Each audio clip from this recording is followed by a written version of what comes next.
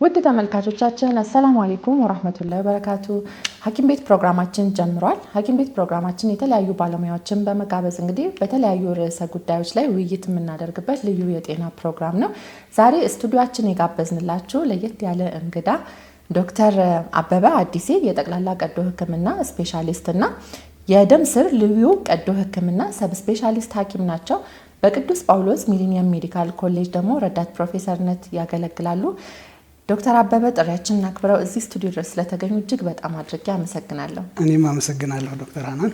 እሺ ተመልካቾቻችን እንግዲህ ዶክተር አበበን የሚተዋወቁበት ከዛም ደግሞ ስለ ደም ስር ደግሞ የተለያዩ ግንዛቤ የሚያገኙበት ወቅት ላይ ነው እና እስቲ ራስዎትን በማስተዋወቅ እንጀምር። እሺ አመሰግናለሁ ዶክተር አናን። ስሜ አበበ ይባላል። አበበ አዲሴ። የተወለድኩት ሰሜን ሸዋ አንድ ወረዳ ውስጥ ነው እና የመጀመሪያ ደረጃ ትምህርቴን እዛ ተከታትዬ ሁለተኛ ደረጃ ትምህርት ቤት በደብረ ብርሃን ኃይለ ማርያም ማሞ ሁለተኛ ደረጃ ትምህርት ቤት 4 ነጥብ አምጥቼ ጅማ ዩኒቨርሲቲ ገብቻለሁ። ጅማ ዩኒቨርሲቲ በ1993 ዓመተ ምህረት ገብቼ በ1999 ተመርቄ ሆሳና ከተማ ንግስት ሌኒ መሐመድ መታሰቢያ ሆስፒታል ለ2 ዓመት ያህል በጠቅላላ ሐኪምነት አገልግያለሁ። ከዛ በኋላ 2001 ዓመተ ምህረት ላይ ጥቁር አንበሳ ገብቼ ጠቅላላ ቀዶ ሕክምና ተምሬያለሁ። በ2005 ዓመተ ምህረት ለ4 ዓመት ካጠናው በኋላ ወደ ሆሳና በመመለስ በንግስት ሌኒ መሐመድ መታሰቢያ ሆስፒታል በጠቅላላ ቀዶ ሕክምና ሐኪምነት አገልግያለሁ። ከዛም የንግስት ሌኒ መሐመድ መታሰቢያ ሆስፒታል ወደ ዋቻሞ ዩኒቨርሲቲ ሲጠቃለል የአሲስታንት በጀነራል ሰርጀሪ አሲስታንት ፕሮፌሰር በመሆን አገልግያለሁ። በመጀመሪያ ጠቅላላ ሐኪም በነበርኩ ጊዜ የሆስፒታሉ ምክትል ሜዲካል ዳይሬክተር ነበርኩ። ከዛ 2011 ዓመተ ምህረት ላይ ከዋቻሞ ዩኒቨርሲቲ ወደ ደብረ ብርሃን ዩኒቨርሲቲ ተዛውሬ ለ2 ዓመት ያህል በአሲስታንት ፕሮፌሰርነት እና በጠቅላላ ቀዶ ሕክምና ሐኪምነት አገልግያለሁ። በዛው አጋጣሚ የሕክምና ኮሌጅ ዲን ሆኜ ከ1 ዓመት እስከ 6 ወር አካባቢ አገልግያለሁ። ከዛም ወደ ጥቁር አንበሳ መጥቼ የደም ስር ቀዶ ሕክምና የደም ስር ልዩ ቀዶ ሕክምና ሳብ ስፔሻሊቲ ለ2 ዓመት ያህል አጥንቻለሁ። ከዛ ወደ ደብረ ብርሃን ዩኒቨርሲቲ ተመልሼ ከሰራው በኋላ ወደ ቅዱስ ጳውሎስ ሆስፒታል ተዛውሬ አሁን በቅዱስ ጳውሎስ ሆስፒታል በረዳት ፕሮፌሰርነት የቅድመ ምረቃ ተማሪዎችን ፖስት ግራጁዌት ተማሪዎችን አስተምራለሁ። እንደዚሁም ሬዚደንቶችን አስተምራለሁ። በዛውም ማህበረሰቡን በሙያዬ እያገለገልኩ እገኛለሁ። በዚህም ደስተኛ ነኝ። በጣም ደስ የሚል ሂደት ነው። ኢትዮጵያ ውስጥ በደንብ እንግዲህ ተዘዋውረዋል። ይህ ደግሞ በተለይ ደግሞ የሊደርሺፕ ስኪሉንም ደግሞ በጣም በብዙ መልኩ የሕክምና ትምህርት ዘርፉንም ሲመሩ ቆይተዋል እና ይህ ሁሉ ሂደት ሲነገር ቀላል ይመስላል፣ ግን በጣም ብዙ ሂደት ነው የሄዱበት። በቅድሚያ ግን እርስዎ እያለን እንቀጥል ወይስ አንተ ማለት ይቻላል? እሺ በፊት እንግዲህ በነበረ በትምህርት ሂደት ላይ ከፍተኛ ነጥብ በማስመዝገብ ከዛም በኋላ ወደ ሕክምና ትምህርት ደግሞ ዘንበል እንድትል አድርጓል። ውጤቱ ነው ወይስ ሌላ ምክንያት ነበረ ወደ ሕክምና እንድታዘነብል ያደረገ?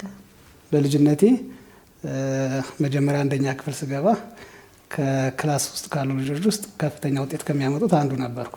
ከዛ ያ ሞራል ሆነኝ። ጎበዝ ተማሪ ነህ፣ ጎበዝ ነህ የሚለው ለእኔም ሞራል ሰጠኝ።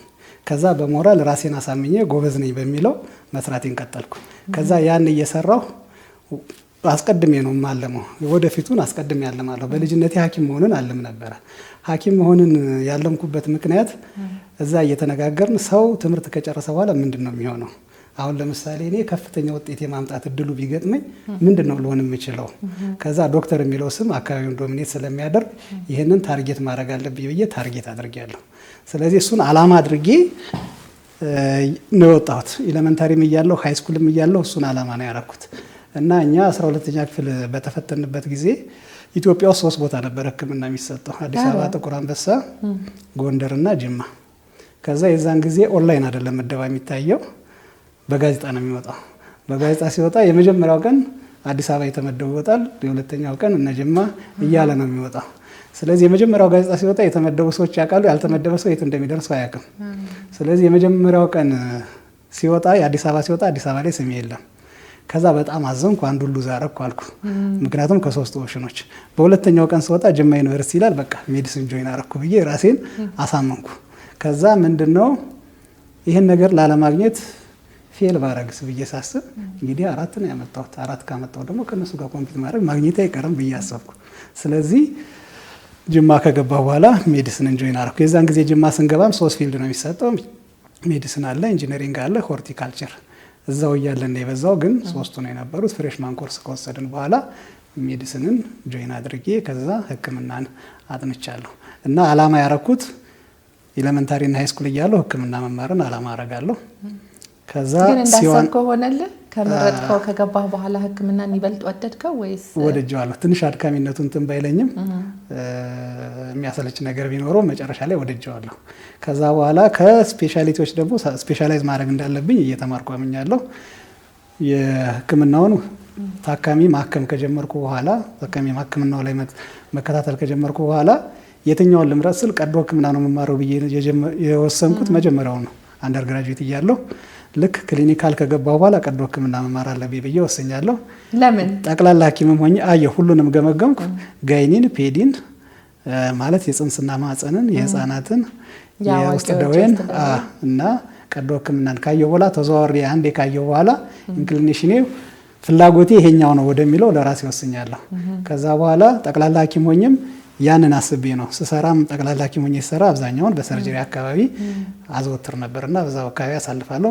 ማይነር የሆኑ መለስተኛ ቀዶ ሕክምናዎችም እዛ ከነበሩት ሰርጅን ጋር ከዶክተር ሚሊዮን ጋር ሰራ ነበረ እና እነዛን ነገር እየሰራው ከስር እንትን እያልኩ ከዛ ቀዶ ሕክምናን ተማርኩ። ቀዶ ሕክምናን ተምሬ ስወጣ ስጨርስ ደግሞ ምን ሳብ ስፔሻላይዝ እንደማደርግ ወስኛለሁ።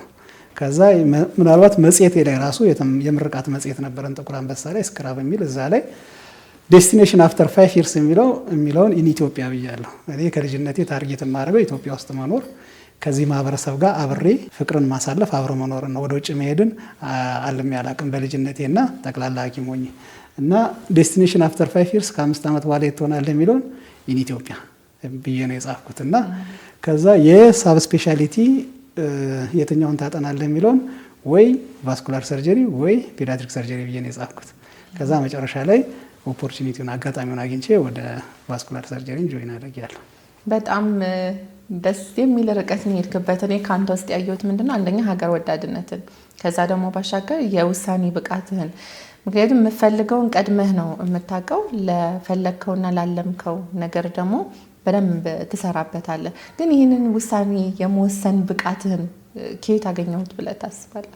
በፊትም የማምንበት አሁንም የማምንበት የሰው ልጅ በሆነ አጋጣሚ ወደዚህ መሬት ላይ መጥቷል። እኔ በነገራችን ላይ ክርስቲያን ነኝና ቤተ ክርስቲያን አካባቢ የሚያስተምሩንን አዳምጣለሁና በደንብ ለማዳመጥ እሞክራለሁ፣ ለመረዳት እሞክራለሁ እና ከሚያስተምሩን ሰዎች በአእምሮ የቀረልኝ የሰው ልጅ በሆነ ምክንያት ወደዚህ መሬት ላይ መጥቷል። እዚህ መሬት ላይ ሲኖር ደግሞ አላማ ማስቀመጥ አለበት። አላማ ሲያስቀምጥ እዚህ መሬት ላይ ምንድን ነው አስፈጽም የሚሄደው? የሆነ መስመር ተከትሎ በዛ መስመር ላይ ስኬታማ መሆን አለበት። ያንን መስመር ሲከተል ካልተሳካለት መስመሩን ቀይሮ መሄድ አለበት። ሰው አሁን ሕክምና በጎ ተግባር ነው። ሕክምና ሌላውን ነገር ሁሉ ትቶ እንዴት አድርጌ አንድን ሰው ችግሩን ልፍታለት የሚል ነው። ስለዚህ ችግርን መፍታት ነው። ስለዚህ የሰው ልጅ እዚህ መሬት ላይ ሲኖር ያየውን ችግር ሌላ ሰው ጋር ያለውን ችግር በመምከር ሊሆን ይችላል፣ በችሎታው ሊሆን ይችላል፣ ባገኘው ውጤት የሰው ልጅ መርዳት አለበት። የሰው ልጅ መረዳዳት አለበት። ስለዚህ ሕክምና እርዳታ ነው። በምትችይው አቅም ትረጃዋለሽ። ሰውን እንደ መርዳት ደግሞ የሚያስደስት ነገር የለም። እያንዳንዱ ሰው የራሱ ደካማ ጎን አለው። እኔም የራሴ ደካማ ጎን አለኝ። እያንዳንዱ ሰው የራሱ ደካማ ጎን አለው። ያንን ደካማ ጎኑን ከማጉላት ይልቅ ያንን ደካማ ጎን አግዘሽው ውጤታማ እንዲሆን ማድረግ፣ ኢን ሪተርን ደግሞ በተለዋጩ እሱ ረድቶሽ፣ የሰውን እርዳታ ስትፈልጊ ረድቶሽ አንቺ የምትፈልጊ ቦታ መድረስ፣ መረዳዳትን ዓላማ ያደረገ ኑሮ መኖር አለበት ብዬ አስባለሁ። ስለዚህ አንዱ ሰውን ማገዝ፣ የሰውን ልጅ ማገዝ ኖርማሊ እምነትም ይፈቅዳል። በእምነትም ለተጎዳ እርዱ፣ ላጡ ለግሱ። ስለዚህ በዛ መርህ መሰረት ሕክምና እርዳታ ነው፣ ስቃይን ማስወገድ ነው። በተቻለ መጠን የሰው ልጅ ላይ ስቃይ ከመጨመር ይልቅ፣ የሰው ልጅ ችግር ከመጨመር ይልቅ ለሰው ልጅ መፍትሄ መስጠትና የመፍትሄ አካል መሆን የሰው ልጅ መርህ ሊሆን ይገባል ብዬ አምናለሁ። መልካም። የስራህ ግን ከባዱ ፓርቲ የቱ ነው? ቫስኩላር ሰርጀሪ አሁን የደም ስር ቀዶ ሕክምና ድንገተኛ ስራ ከሚበዛበት አንዱ ነው።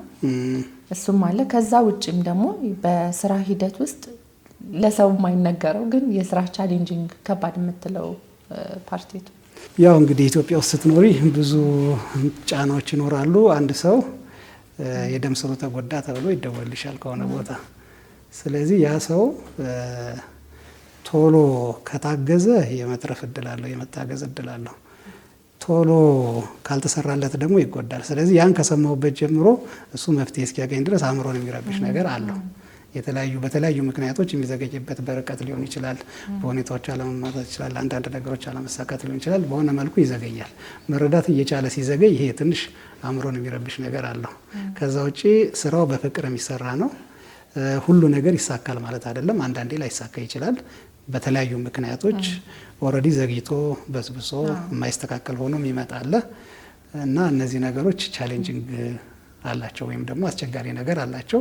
ያም ሆኖ ከጊዜ ወደ ጊዜ እየተሻሻለ የሚሄድ የዓለም ቴክኖሎጂም እያደገ ስለሚመጣ ማህበረሰባችንም ያለውን ነገር እያሳወቅን የተሻለ ነገር ወደፊት ይመጣል ብዬ ከበፊቱ የተሻለ እገዛ ይኖራል ብዬ አስባለሁ። እኔም ማይበት አንግል ደግሞ የውሳኔ ብቃትህ ጥሩ መሆኑ ለቫስኩላር ሰርጅን በጣም አሪፍ ካንዲዴት ነው የሚያደርገው። ምክንያቱም ሰርጀሪ በሚሰራበት ጊዜ አንዳንዴ ከባድ ኮምፕሊኬሽን ሰርጀሪ ውስጥ ቢያጋጥም የውሳኔ ፍጥነቱ ህይወት ወይ ኮምፕሊኬሽን የሚለውን ሚዛን መስጠት ሊያስፈልግ ይችላል እና ያ የውሳኔ ብቃትህ በደንብ ለፔሸንት አውትካምም ለታካሚዎችም የተሻለ ውጤት እንዲያመጣ ያደርጋል። ግን ከዚህ ጋር አያይዤ እንዴት ነው ይህን ውሳኔ ለመወሰን አይቸግርም? ሰርጀሪ ላይ ለምሳሌ አሁን አንዳንዴ ከነ ኮምፕሊኬሽኑ ቢቆይ ይሻላል ወይስ ግዴታ ይህንን ሰው ህይወት ማዳን የሚለውን ሪስክ ሚዛን እንዴት ነው የምታየው? በዶክተር አበበ እይታ እንዴት ነው? እንግዲህ ነገሮችን አመዛዝነን ነው የምንወስነው። ችግሩ ይመጣል፣ ምርመራዎች ይደረጋሉ፣ ይታያል። ከዛ በኋላ ይሄን ኮምፕሊኬሽን እኔ ነክቼው ላሻሽለው እችላለሁ አልችልም፣ እሱን ባለው መረጃዎች እናመዛዝናለን። ብንሰራው የተሻለ ያመጣል ብለን ካመን ለታካሚው አስረድተነው አምኖበት እንሰራዋለን። ምናልባት ደግሞ መንካታችን ያንን ነገር ተጨማሪ ነገር መንካታችን ጉዳቱ ያመዝናል ብለን ካሰብን በመድኃኒት ሊሞከር ይችላል። ስለዚህ ሁለቱን የሚያመጣውን ጥቅምና ጉዳት አመዛዝነን የምንወስነው ጉዳይ ነው የሚሆነው። አንዳንድ ጊዜ ውሳኔዎች አወዛጋቢ ሊሆኑ ይችላሉ፣ ግን መልሶ ማሰብን እንደገና ያሉትን ዳታዎች መመልከት ይፈልጋል። ስለዚህ የሚመጣውን ጥቅምና የሚያደርሰውን ጉዳት አመዛዝነን እንደ ታካሚ ሁኔታ የምንወስነው ጉዳይ ነው የሚሆነው። ቫስኩላር ሰርጀሪ የተማርከው በጥቁር አንበሳ ነው። ውጪ ሀገር የነበረው ቆይታም ደግሞ አለው ትሄዳላችሁ። በዛ ሂደት ውስጥ ስታየው እንዲሁ እነዚህ ነገሮች እንደው ሀገራችን ቢኖሩ ብለህ ያሰብከው ነገር አለ? የኛ ሀገር ሕክምና እኛ ጋር በሕክምና አቅርቦት ብዙ የሚጎሉ ነገሮች አሉ። የሕክምና አቅርቦቶቹ ቢኖሩ ብዙ የምናስተካክላቸው ነገሮች አሉ። አሁን ለምሳሌ የደም ስር ሲጎዳ ያ የደም ስር የተጎዳው የደም ስር ተነስቶ ሌላ የደም ስር ነው የሚተካው። ሌላ የደም ስር ሲተካ ሰው ሰራሽ የደም ስሮች አሉ። እነዚህ ሰው ሰራሽ የደም ስሮች ሀገራችን ውስጥ እንደ ልብ የሉም፣ ኦልሞስት የሉም ማለት ይቻላል። እና በእነሱ እጦት ልንረዳቸው እየቻል ያረዳናቸው ታካሚዎች አሉ፣ ወደ ውጭም የሚሄዱ አሉ። እና ሌሎችም እዚህ ጋር ያልጠቀስኳቸው ብዙ ነገሮች አሉ። እና በሴታፕ ደረጃ ብዙ ልዩነት አለን፣ ይቀረናል። በፊት ከነበረው አሁን ያለው ነገር ተመስገን ነው፣ ባለው ነገር ይሰራል። ከአቅም በላይ የሆነው ደግሞ አንዳንድ ሊሚቴሽኖች አሉት፣ ወደ ውጭ ይላካል። ነገር ግን ከዚህ በላይ ደግሞ ያለው ሴታፕ እቃዎች ቢሟሉ የተሻለ ሕክምና መስጠት እንችላለን ብዬ አስባለሁ። ሌላኛው የሰው ኃይል እጥረት ራሱ አንደኛው ነው። ዶክተር አበበ እኔ እስከማውቀው እንኳን የቫስኩላር ትምህርትን ፌሎሺፕ ይህም ስፔሻሊስቶችን ሰብ ስፔሻሊስት አድርጎ የማብቃት ሂደት ላይ ደግሞ ለመሰማራት ዝግጅታችሁ እንዳጠናቀቃችሁ ማውቃለሁ። እና ያ ሂደት እንዴት ነው? ምንስ ኢምፓክት ይኖረዋል? እንደ ሀገር የሚኖረው ተጽዕኖ መልካም ተጽዕኖ ምን ይመስላል? እና ያው አንድ ስቴፕ አንድ እርምጃ ስንሄድ ነው ወደፊት ደግሞ ሕክምናም እየተሻሻለ የሚመጣው። እና ይህንን ትምህርት ስልጠና መጀመር በሀገራችን የራሱ የሆነ አስተዋጽኦ አለው ወይ? ይህ ስልጠና መጀመሩ በጣም አስፈላጊና ተገቢ ነው እና ጥቁር አንበሳ ላይ ፕሮፌሰር ነብዩ ሲጀምሩት እኔ ሶስተኛው ሰው ሆኜ ነው የገባሁት እና ያንን ጆይን በማድረግም እድለኛ ነኝ ብዬ አስባለሁ። ስለዚህ ጥቁር አንበሳውን በየአመቱ እያስመረቀ የሚያስወጣቸው አሉ። በሂደት የሰው ኃይል እየተቀረፈ ይሄዳል። አሁን ምንድነው ሰው እየተመረቀ ሲሄድ ከአዲስ አበባ ውጭ ያሉ ከተሞች ላይ ሲሄድ እንደዚህ የሚሰራባቸው ሆስፒታሎች ያሉትን እቃዎች ላይ ያሟሏቸው ስለሚችሉ እነዚህ ወንድሞቻችን እህቶቻችን የሚገጥማቸው ችግር አለ። ስለዚህ ስልጠናው መሰጠቱ በጣም አሪፍ ነው። እዚሁ እኛ ሀገር ላይ የእኛ ታካሚዎች እየተጠቀሙ ብዙ ወጪ ሳያወጡ ውጭ ሀገር ድረስ ሳይሄዱ እዚሁ እየታከሙ ባለሙያውም እዚህ እየፈራ መቀጠላችን በጣም ቆንጆ ነው ብዬ አስባለሁ። ምናልባት ለተመልካቾቻችን ስለ ደም ስር ሲወራ ሁሉም ስፔሻሊቲ የራሱን ፊልድ የማጉላት ባህሪ ያለው አይደል? ያለ ልብ ዋና ኦርጋን ነው። ያለ ልብ ህይወት የለም። ያለ ኒውሮሎጂስቶቹ ደግሞ ያለ አንጎል፣ ያው ሊቨር፣ ሄፓቶሪክ ያለ ጉበት ይባላል። ግን ልብ መባል ያለበት ሁሉም ደም ስር ከሌለ ኔትወርኩ ዝርጋታው ከሌለ ስራቸውን በአግባቡ መወጣት አይችሉም። ስለዚህ ስለ ደም ስር የደም ስር ቀዶ ሕክምና ሐኪም እንደመሆነ ደም ስር ሲባል ምንድን ነው፣ ምንስ አይነት ናቸው የሚለውን ደግሞ ካፍታ ቆይታ በኋላ እንመለስበታለን። ተመልካቾቻችን እረፍት ወስደን እንመለሳለን።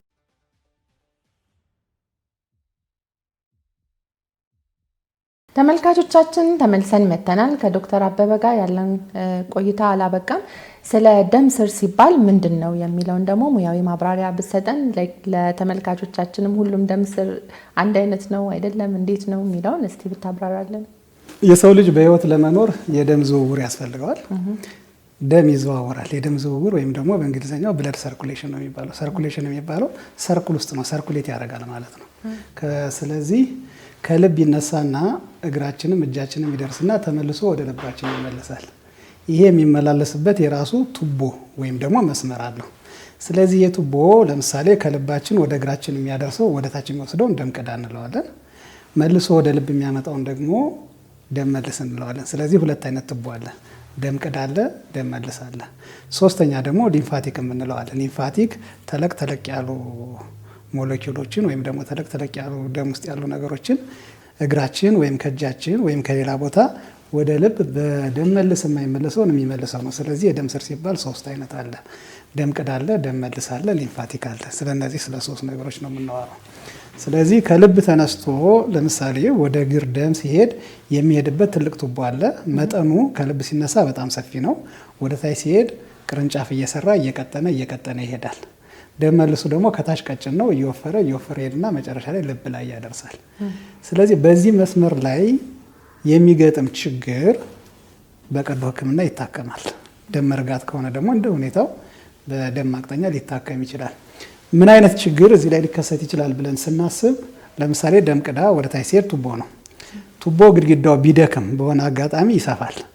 ሲሰፋ አኑሪዝም እንለዋለን። ስለዚህ የደም ቱቦ መስፋት በጣም እየሰፋ ሲሄድ ሊፈነዳ ይችላል። ከፈነዳ ያው ደሙ ይፈስና የሰው ልጅ ይሞታል ማለት ነው። ደም ያው በህይወት ለመኖር ደም ነው ንጹህ ነገሮችን እታች አድርሶ ቆሻሻ ነገሮችን መልሶ ሳምባ ውስጥ ተጣርቶ እንደዛ እያለ እየተመላለሰ የሚቀጥለው። በአቨሬጅ ምን ያህል ስንት ሊትር ደም ነው አንድ ሰው? 5 ሊትር በአማካይ 5 ሊትር አለ። ከ2 ሊትር በላይ ከደማ በህይወት ለመቆየት ይቸገራል ነው የሚባለው። ሾክ ነው የሚባለው። የሾክ ደረጃዎች አሉት። ከ2 ሊትር በላይ ከደማ ለመኖር ይቸገራል። ሌሎች አካላቶችም ስራቸውን መስራት ይሳናቸዋል፣ አቅርቦት ስለሌለ ይሳናቸዋል። ስለዚህ ምንድነው እኛ የደም ስር ቀዶ ሕክምና ሰብ ስፔሻሊቲን ስንማር ከደም ስር ጋር ተያያዥ ያሉ ችግሮችን ለመፍታት ነው። የደም ስር ይቆረጣል፣ ይሰፋል። በአደጋም ሊቆረጥ ይችላል። በአደጋ ከተቆረጠ ያ ደም መድረስ ያለበት ሁኔታ ሳይደርስ ሲቀር ያልደረሰለት አካል ይሞታል። ያ እንዳይሞት ያንን የደም ስር መልሰን እንጠግናለን ማለት ነው።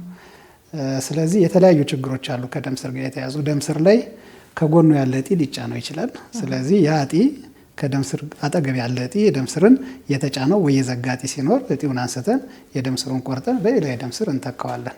የደም ስር በጣም ሲሰፋ እንዳይፈነዳ እሱን ቆርጠን በሌላ የደም ስር እንተካዋለን። ሌላው የደም ስር ሲዘጋ እንደ ሁኔታው ሌላ መስመር ተጨማሪ መስመር እንዘረጋለን።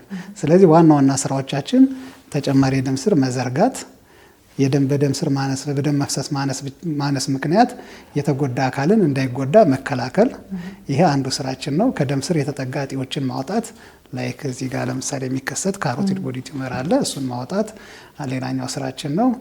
ሌላው የደም ስር ጥበትም ስፋትም ሲኖር ሁለቱንም እናክማለን። ከዛ በተጨማሪ ደግሞ ከደም ስር ጋር ተያያዥ ለምሳሌ የኩላሊት የደም እጥበት የሚያካሄዱ የኩላሊት እጥበት በተለምዶ የሚባለው እሱን የሚያካሄዱ ሰዎች ላይ የዲያሊሲስ ማሰሪያ የእጥበት ማሰሪያ ተጨማሪ መስመር እንሰራለን። ከሱ ጋር የሚወጡ ተያያዥ ችግሮችን እናክማለን። የደም መልስም እንደዚሁ የሚገጥሙትን ችግር ሲሰንፍ የማስተካከያ ስራዎችን እንሰራለን። ጠቅለል ሲል ይሄን ይመስላል። ለደም ስርም ዘብ አለው፣ ደህንነቱን የሚጠብቅ ፍሰት ችግር ቢኖር የሚያስተካክል እና ጤናማ የሰውነታችንን ሂደት እንደነበረውን ለማስቀጠል ጉልህ ሚና ያለው ፊልድ ነው። ስለዚህ ቅድም የጠቀስክልን እንደውም ስለሱ ብናወራ ደስ ይለኛል። ኩላሊት በሚደክምበት ጊዜ የኩላሊት እጥበት በተለምዶ የሚባለው አለ። ለዛ ደግሞ ኤቪ ፊስቱላ ይሰራል። ስለዚህ ኤቪ ፊስቱላ ምንድን ነው? የቫስኩላር ሰርጅን የደም ስር ቀዶ ሕክምና ሰብ ስፔሻሊስት የእሱ ሚና ኩላሊት ድክመት ካላቸው ሰዎች ጋር ተያይዞ ምንድን ነው? በጣም ጥሩ። ስለዚህ ኩላሊት ለሰውነታችን የምትሰጠው ጥቅም አለ። ከምንመገበው ምግብ ለምሳሌ ከፕሮቲን የናይትሮጅን ክፍሉ ይጣራና በጉበት ይመቻችና የሚወገደው በኩላሊት ነው። ሰውነታችን ውስጥ ያሉ ንጥረ ነገሮችን ምጥጥናቸው እንዲቀጥል የምታደርገው ኩላሊት ነች። ውሃ ሲበዛ ኩላሊት ታስወጣለች፣ ሲያንስ ትይዛለች። እንደዛ እያደረገች ትቆጣጠራለች ሰውነታችን ዋና ዋና ስራዎቿ። ኩላሊት እየደከመ ሲመጣ ይሄንን ስራ መስራት ያቅታታል። አንድ ሰው ያለ ኩላሊት መኖር አይችልም። ህይወቱ እንዲቀጥል ኩላሊትን ተክቶ የሚሰራ ያስፈልጋል። ለዚህ የመጀመሪያው አማራጭ የኩላሊት ንቅለ ተከላ ነው። የኩላሊት ንቅለ ተከላ ነው። ሁለተኛው የኩላሊት እጥበት የምንለው ሄሞዳያሊሲስ ነው። የኩላሊት እጥበት የሚለው ትክክለኛ ቃል አይደለም። ምንድነው የሚታጠበው? ከመርዛማ ነገር የሚጸዳው ደሙ ነው እንጂ ኩላሊት አይታጠብም። በዛ መልኩ እንዳንረዳው። በጣም ትክክል ነው። እንደውም በደንብ ብታብራራልኝ ደስ ይላል። ሚስኖመር ነው የኩላሊት እጥበት። ኩላሊት የሚታጠብ ነገር አይደለም፣ ስራውን የሚያግዝ ሂደት መሆኑን ለተመልካቾቻችን ብታብራራልኝ። ዲያሊሲስ ሄሞዲያሊሲስ ነው የሚባለው። ሄሞ ማለት ደም ማለት ነው። ስለዚህ ምንድነው ደም ውስጥ እነዚህ መርዛማ ነገሮች ስለበዙ የኩላሊትን ስራ መስራት ማለት ነው ዲያሊሲስ ማለት። ስለዚህ ኩላሊት አትታጠብም፣ ግን ኩላሊት የምትሰራውን ስራ እሷ የምትሰራውን ስራ ተክቶ መስራት ማለት ነው። ሙሉ ለሙሉ አይተካትም፣ የማይተካት ስራዎች አሉ። ዋና ዋናዎችን እነዚህን መርዛማ ነገሮችን መቀነስ። ደሙ ይወጣል፣ ማሽን ውስጥ ይደርሳል። እነዚህ ክሪያቲኒን፣ ቢዩኤን የበዛው ፖታሺየም ይቀነሳሉ። ይቀነስና የበዛው ውሃ ይቀነስና ንጹህ የሆነው ደም ተመልሶ እንዲገባ ይደረጋል። የኩላሊትን የማጠብቃት መተኪያ እንደማለት ነው። የኩላሊትን የማጠብቃት መተኪያ ማለት ነው ያ ማሽን። ስለዚህ ምንድነው ደም ከሰውነታችን ውስጥ ወጥቶ ማሽን ውስጥ ደርሶ እነዚህ መርዛማ ነገሮች ተቀንሰው ተመልሶ መግባት አለበት። ስለዚህ ይሄ እንዲሆን መስመር ያስፈልጋል። ያ መስመር ምንድነው በተፈጥሮ ሰፋ ያለ የደም ስር ያስፈልጋል። ሰፋ ያለ ደም ስር ያለው በተፈጥሮ አንገታችን ጋር እዚህ በሽሽታችን ጋር ነው፣ ወደ ልብ ቀረብ ያለው ላይ ነው። እሱ ደግሞ የመጀመሪያ አማራጭ አይደለም ለሄሞዲያሊሲስ ወይም ለደም እጥበት ለማድረግ ማለት ነው። እና ስንገደድ ሰው አሁን ኢመርጀንሲ በአስቸኳይ ዲያሊሲስ ቢያስፈልገው እዚህ አንገት ላይ ደም ቱቦ ይገባና በሱ ይደረጋል። እሱ ሁለት አይነት አለ፣ ቋሚ ወይም ፐርማነንት የምንለው፣ ጊዜያዊ የምንለው አለ። እነሱ ጊዜያዊ ናቸው፣ የመጀመሪያ አማራጭ አይደሉም። የመጀመሪያው አማራጭ እጅ ላይ እንዲሆን ማድረግ ነው። እጅ ላይ ሲሆን ለማድረግም ይመቻል፣ የኢንፌክሽን ሪስክ ይቀንሳል፣ ጫናም የለውም። የተሻለው አማራጭ ነው። ይሄ እንግዲህ በዓለም አቀፍ ሳይንስ ማለት ነው። ስለዚህ ያንን ስናደርግ እዚህ እጅ ላይ ሰፋ ያለ የደም ስር ስለሌለ ኤቪ ፊስቱላ ወይም ደግሞ የደም ቅዳና የደም መልስን ማገናኘት ምንድነው የሚያደርገው? ሰፋ ያለ የደም ስር እጅ ላይ ኖሮ በዛ የእጅ የደም ስር ላይ ዲያሊሲስ እንዲሰራ ማድረግ ነው። ምንድነው የሚደረገው? ሰፋ ያለው የደም ስር ሲሰራ በመርፌ ይወጋል። 2 መርፌ ይወጋል። በአንደኛው ወደ ማሽኑ ይሄዳል፣ በአንደኛው ይመለሳል፣ ተነቅሎለት ወደ ቤቱ ይሄዳል። ይሄ ነው የሚደረገው። ስለዚህ በእንግሊዝኛው ፊስቱላ ፈርስት ካቴተር ላስት የሚል ሞቶ አለ። ፊስቱላ የመጀመሪያው አማራጭ ነው። ካቴተርን አማራጭ ስታጣ ተጠቀመው ነው። ምክንያቱም የካቴተር ኮምፕሊኬሽን ይጨምራል። ስለዚህ ፊስቱላ ሲሰራ ምንድነው የሚሆነው? ደም መልሱን የተሻለውን የደም መልስ ተመርጦ ይቆረጥና ከደም ቅዳው ጋር እንዲገናኝ ይደረጋል። ከዛ በደም ቅዳው የሚሄደው ደም ግፊቱ ከፍተኛ ስለሆነ ደም መልስ ውስጥ ሲሄድበት በዛ ከፍተኛ ግፊት የደም መልሱ ያድግና ይሰፋል። ያን ማቹሬሽን ወይም ደግሞ መብሰል እንለዋለን። ምን ያህል ጊዜ ይፈጃል ለማቹሬሽን? ለማቹሬሽን በትንሹ 6 ሳምንት ይፈጃል። ስለዚህ ፊስቱላ እንደተሰራ ወዲያው ዲያሊሲስ ለመስራት አይቻልም። ምንድነው የሚሆነው? የማደጊያ ጊዜ አሁን እንዳልኩት ልክ ደም መልሱ ከደም ቅዳው ሲገናኝ በደም መልሱ ውስጥ ከፍተኛ የሆነ የደም ፍሰት ሲሄድበት ደም መልሱ እያደገ ይሄዳል። ስለዚህ የራሱ እንትኖች አሉት፣ መስፈርቶች አሉት ማስራት የሚጀምርበት። አንደኛው የደም መልሱ 6 ሚሊ ሜትር መሙላት አለበት። ዳያሜትሩ ከ6 ሚሊ ሜትር በታች ከሆነ አያሰራም። 6 ሚሊ ሜትር መሙላት አለበት። ከቆዳ ያለው ርቀት ቅርብ መሆን አለበት። 6 ሚሊ ሜትር የ6 ህጎች ይባላል። ሁለተኛ ሌላኛው ምንድነው በውስጡ ያለው የደም ፍሰት መጠኑ የሚሄድበት ፍጥነት ከማሽኑ ፍጥነት መብለጥ አለበት። ማሽኑ የሚሄድበት ፍጥነት አለ። እንዴት ነው የሚለካው? በአልትራሳውንድ ይለካል። ፓራሜትር አለው። በእጅ ስነካው አካሄዱ ንዝረት አለው ትሪል። ያ ንዝረት ካለው በቂ ነው ተብሎ ይታሰባል። ከዛ ይሞከራል እና በአልትራሳውንድ ደግሞ ፍሰቱ ይለካል፣ ምን ያህል ነው እየሄደ ያለው። ስለዚህ ምንድነው 600 ኤምኤል ፐር ሚኒት መሄድ አለበት። 600 ኤምኤል በደቂቃ መሄድ አለበት። ከግማሽ ሊትር በላይ ማለት ነው። እንደዛ እንደማለት ነው። ስለዚህ ይሄ ፍሰት እንደዛ መሄድ አለበት። ይሄን ለማሟላት በትንሹ 6 ሳምንት ይፈልጋል። ከዛ በኋላ ዳያሊሲስ ይጀመርበታል ማለት ነው። ስለዚህ የስድስቱ ህግ በዚህ ይሆናል። ሌላው ቀጥ ያለ መስመር ለ6 ሴንቲሜትር ያህል ወይም ከ6 እስከ 10 ቀጥ ያለ መስመር ይፈለጋል ማለት ነው።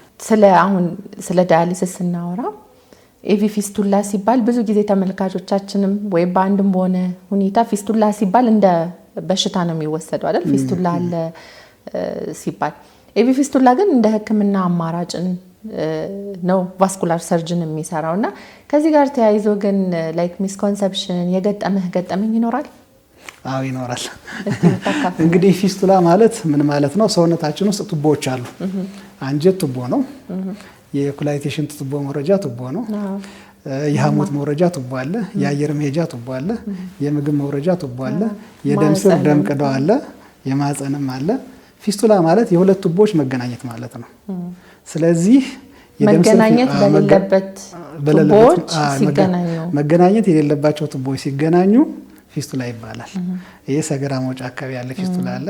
በማህበረሰቡ አብዛኛው የተለመደው በሰገራ መውጫ አካባቢ ያለው በሽንት አካባቢ ያለው ፊስቱላ ስለሆነ የሁለቱ ቱቦዎች መገናኘት ስለሆነ ወደ አእምሯቸው ብዙ ጊዜ የሚመጣው እሱ ነው እና ስለዚህ አንድ ጊዜ መዳለች የኩላሊትሽ እየደከመ ስለሆነ ፊስቱላ ቢሰራልሽ ሲባል ከዛ ያው ለሕክምና ቀረብ ያለ ቃላት የምትረዳ ደንበኛ ነች። ከዛ እስቲ በደንብ ንገረን።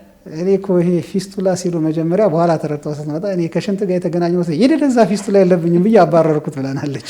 እውነቷን ነው። ያው ማስረዳት የባለሙያው ድርሻ ቢሆንም ያው አብዛኛውን ጊዜ ፊስቱላ የሚነሳው በመጥፎ ስለሆነ ወይ በህመም ጋር ተያይዞ ስለሆነ ነው። እና ፊስቱላ እነዚህ መገናኘት የሌለባቸው ቱቦች ከተገናኙ ለምሳሌ የሽንት ቱቦ ከሰገራ ቱቦ ሲገናኝ ለምሳሌ ሬክቶ ቬዛይካል ፊስቱላ ሊሆን ይችላል።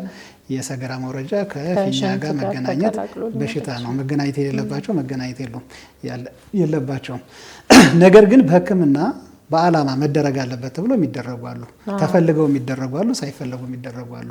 ስለዚህ ይሄኛው ፊስቱላ ለእንትን የምናወራው ፊስቱላ ከተባለ የምን ፊስቱላ የሚለው ጥያቄ መምጣት አለበት ወደ ማይንዳችን። ስለዚህ የምን ፊስቱላ ነው ብሎ ግልጽ ማድረግ ነው። ስለዚህ ይሄኛው ለኩላሊት እጥበት ወይም ለደም እጥበት ታካሚዎች የሚደረገው ፊስቱላ በደም ቅዳና በደም መልስ አውቀን በስተት ሳይሆን አውቀን የምንሰራው የፊስቱላ አይነት ነው። አንዳንድ ጊዜ ፊስቱላ በሽታ ነው፣ አንዳንዴ ደግሞ ተፈልጎ ሊሰራ ይችላል። ግን ታካሚዎች አሁን የቪ ፊስቱላ ያስፈልጋቸዋል ሲባል አብዛኞቹ የእናንተ ታካሚዎች የሚመጡት ከኔፍሮሎጂ ወይም ከኩላሊት ሕክምና ሰብ ስፔሻሊስቶች ወደ እናንተ ሪፈር በሚያደርጉበት ጊዜ ነው። ከዛ ውጪ ግን ማለት ነው ሲመጡ ምን ጥያቄዎችን ሐኪሙን ይጠይቁ? ማለት ይሄ የቪ ፊስቱላ ያስፈልጋቸዋል ሲባል ምንድን ነው መጠበቅ ያለባቸው? ምንስ ከሐኪማቸው ጋር መወያየት አለባቸው? አንዳንዴ ትሪሉን ራሱ ፊል ሲያደርጉት እኮ የመደንገጥ ባህሪ ሊኖር ይችላል፣ ያልተነገረ ነገርና ከባለሙያው ጋር ያላቸው ውይይት ምን ይምሰል? በጣም ጥሩ እንዳልሽው ዶክተር ሃናን እኛ ጋር የሚመጡት የኩላሊት ሐኪም ካያቸው በኋላ ነው እና የኩላሊት ሐኪሞች የኩላሊቱን ሁኔታ እየተከታተሉ ይሄ ሰው ኩላሊቱ እየደከመች ነው የሚል መረጃ ሲኖራቸው ይሄንን ብታሰራ ጥሩ ነው ብሎ ይመክሯቸዋል። ከዛ እነሱ መክሯቸው እኛ ጋር ስለሚደርሱ እኛ ጋር በሚመጡበት ጊዜ የተወሰነ ግንዛቤ ይዘው ነው የሚመጡት እና ዳያሊሲስ አካባቢ የሚሰሩ ነርሶች ያው ሀገራችን ውስጥ አሁን ብዙ ልምድ ያላቸው ነርሶች አሉ። የኩላሊት ሐኪሞች በዛ ዙሪያ የሚሰሩ ሰዎች አስፈላጊውን ምክር ይሰጧቸዋል እና የሆነ ኢንፎርሜሽን ይዘው ነው የሚመጡት፣ መረጃ ይዘው ነው የሚመጡት። እኛ ጋር በደረሱ ጊዜ የሚጠይቋቸው ጥያቄዎች አሉ። አንደኛው ይሄ በመሰራቱ የሚመጣብኝ ጉዳት አለ ወይ? የሚያመጣው ጉዳት አለ ወይ? ሁለተኛ ፌል ሊያደርግ ይችላል ወይ ሰክሰስፉል ይሆናል ወይ? ሶስተኛ ብዙ ጊዜ እርስ በራሳቸው ያወራሉ ዲያሊሲስ ቦታ ስለሚገናኙ። አንዳንዶቹ ሲሰራ የሆነች ህመም ሊሰማቸው ይችላል። አንዳንዶቹ ያማል ብለው የሚያስፈራሩ አሉ። የራሳቸውን ኤክስፒሪየንስ ለሌሎች ይነግራሉ። አንዳንዶቹ ደግሞ በጣም ጥሩ ነው ብለው የሚመክሩ አሉ እንደገጠመኞቻቸው። ስለዚህ እነዚህ ጥያቄዎች ይጠይቃሉ። እኛም አስፈላጊውን ማብራሪያ እንሰጣለን። እጄ ከዛ በኋላ ስራ ይሰራል ወይ? መኪና መንዳት እችላለሁ ወይ? ሲያስፈልግ መመለስ ይችላል ወይ? ሲያስፈልግ ይቋረጣል የምንሰራው ፊስቱላ። አሁን የጠየቃቸውን ጥያቄዎች ጠቅላላ አድርጋችሁ በምን መልኩ ነው ለታካሚዎች? በሚገባቸው መልኩ እናስረዳለን። ግልጽ ሆነልህ አልሆነልህ ብለን እንነጋገራለን። አንዳንዶቹ በደንብ በጥልቅ መረዳትና መጠየቅ የሚፈልጉ አሉ። ለምሳሌ አሁን ፊስቱላ ከተሰራላቸው በኋላ መኪና መንዳት ይችላሉ? ይቋረጥ ቢሉ ማቋረጥ ይችላሉ? እነዚህን ጥያቄዎች እንድትመልስልን። መቋረጥ በሚፈልግበት ሰዓት ይቋረጣል። አሁን ለምሳሌ መስመሩ ይሰራል፣ ፊስቱላ ይኖራቸዋል። ከዛ ዳያሊሲስ እያደረጉ የኩላሊት ንቅለ ተከላ ሊሰራላቸው ይችላል። ንቅለ ተከላው ከተሰራ በኋላ ኩላሊቱ እንደሰራ እርግጠኛ ስንሆን እንዲቋረጥ ይደረጋል፣ ይቋረጣል። ምናልባት በአጋጣሚ ኩላሊቱም ወደ ነበረበት ቢመለስ ይቋረጣል። ዳያሊሲስ ባያስፈልገው እንዲቋረጥ ይደረጋል። አሁን እዚህ ጋር ምንድነው ማህበረሰቡ ከኩላሊት ሐኪሞች ጋር ከኩላሊት ሳብ ስፔሻሊስቶች ጋር የኩላሊት ክትትል እንዲያደርግ እንመክራለን። በተለይ ስኳር ያለባቸው፣ ግፊት ያለባቸው ሰዎች ከዛ የመድከም ምልክት ካሳየ የኩላሊት ሐኪሙ በሚነግራቸው መልኩ መከታተል። አሁን ለምሳሌ ምናልባት ወደፊት ለዲያሊሲስ ወይም ለደም እጥበት ወደሚያስፈልገው ደረጃ የሚሄድ ከሆነ ምክር ይሰጧቸዋል። የኩላሊት ሐኪሞች የሚሰጧቸው ምክር አንደኛው ለዚህ ለፊስቱላ መስሪያ የሚሆነው የደም ስር እንዳይወጋጋ እንዳይነካካ ጥንቃቄ እንዲደረግለት መስመርን መከላከል የመጀመሪያው እርምጃ ነው። ኢንኬዝ ሊያስፈልግ ስለሚችል እንዴት ይከላከሉ? መከላከል ማለት ለምሳሌ ላቦራቶሪ ሄደው ናሙና ሊሰጥ ሲል እኔ ዲያሊሲስ ወደፊት ስለሚያስፈልገኝ ሲል ይሄኛውን የደም ስር አይነካ ብለዋል ብሎ ኢንፎርሜሽን መስጠት። ያንን ኢንፎርሜሽን መስጠት አንዱ ነው። ሌላ አማራጭ የደም ስሮችን እንዲጠቀሙ። ለምሳሌ ቀኝ የሆኑ ሰዎች ላይ ከግራ እጃቸው ላይ ነው ፊስቱላ ሪኮመንድ የሚሰራው። ግራኝ ለሆኑት ደግሞ ቀኝ እጃቸው ላይ እንዲሰራ ይደረጋል። ቀኝ እጃቸው ላይ ካለቀ ወደ ግራ ይመጣል። ይሄ ያው ስትሪክት የሆነ ህግ አይደለም፣ ግን እንደ አማራጭ ቀኝ የሆኑ ሰዎች ላይ ግራ እጃቸው ላይ ቢሆን ይመረጣል። እና ፊስቱላ ተሰርቶ ፌል የማድረግ አጋጣሚ ሊያጋጥመው ይችላል። ብዙ ምክንያቶች አሉ። አንዳንድ ሰው ላይ የደም ስሩ ቀጭን ነው። አንዳንድ ሰው ላይ አልሰፋ ሊል ይችላል። ደሙ ሲሄድበት ነው እየሰፋ የሚሄደው። ምንድነው ልክ እንደተሰራ መስራቱን የምናውቀው ንዝረት ይኖረዋል። ንዝረቱ ከመጣ ሰርቷል ማለት ነው። ከዛ በሂደት እጃቸውን ስፖርት በደንብ እያሰሩ ኳስ ይዘው እንደዚህ እያሰሩ እያደገ ይሄዳል። አንዳንድ ሰዎች ደግሞ በተፈጥሮ የደም ስራቸው በጣም ቀጭን ይሆንና ለፊስቱላ ላይሆን ይችላል። በነገራችን ላይ ለፊስቱላ የሚሆነው ደም መልሱ በትንሹ 2 ሚሊ ሜትር ዳያሜትር መሆን አለበት። በ2 ሚሊ ሜትር ዳያሜትር በታች የሆነን የደም ስር ማንም ሰራው ማን ፌል የማድረግ ወይም ደግሞ ያለመስራት እድሉ ያለመሳካት እድሉ በጣም ሰፊ ነው። ፌል ያደርጋል። ስለዚህ ምንድነው የሰውየውን ታስሮ እጁ ይታያል። የማይታይ ከሆነ አልትራሳውንድ ይሰራና ዳያሜትሩ ይለካል። ደም እንዳረጋበት ቼክ ይደረጋል። ስለዚህ አስፈላጊ የሆኑ ቅድመ ጥንቃቄዎች ተደርገው በቂ ምርመራ ከተደረገ በኋላ የፊስቱላው የደም ስሩ አይነት የትኛው የደም ስር የተሻለ ነው የሚለው ይወሰናል። በቂ ነው አይደለም የሚለውም ይወሰናል። ዶክተር አበበ በጣም ጥሩ የሆነ ሙያዊ ማብራሪያ እየሰጠህን ነው። ግን አሁን ጥያቄ አለኝ እየነገርከን ስኳርና ደም ግፊት ያላቸው ሰዎች ልዩ ጥንቃቄ ማድረግ ይኖርባቸዋል ብለህናልና ስኳርና ደም ግፊት ጋር ተያይዞ ያሉ የደም ስር ችግሮች ደግሞ ምን ይመስላሉ የሚሉትን እረፍት ወስደን ደግሞ እናያለን። ተመልካቾቻችን ከዶክተር አበበ ጋር ያለን ቆይታ አላበቃም። ካፍታ ቆይታ በኋላ ተመልሰን እንመጣለን።